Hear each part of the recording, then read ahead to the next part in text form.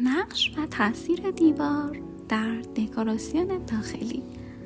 دکوراسیون دیوار به معنای الهام گرفتن از شاخه‌های مختلف هنر است تا سطح دیوار در طراحی داخلی ساختمان زیبا و جذاب شود.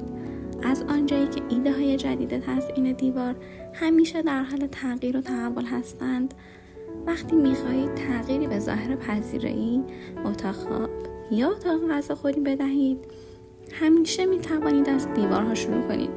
ایجاد دیواری شیک به راحتی با بازی با بافت‌ها و رنگ‌های مورد علاقه شما امکان پذیر است. نصب تابلوهای زینتی، سنگ و بشقاب، نصب کاغذ دیواری، استفاده از طرح‌های سنتی، نصب لوازم چوبی روی دیوار، چسباندن پروانه و حروف انگلیسی و غیره نمونه‌هایی از دکوراسیون دیوار هستند. دیوار به عنوان بخش جدایی ناپذیری از ساختمان و عنصر اصلی در طراحی داخلی شناخته می شود.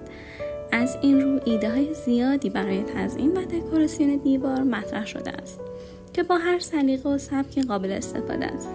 جهت مشاوره رایگان تلفنی با کارشناسان معماری خانه طلایی تماس گرفته و اطلاعات کامل‌تری کسب کنید.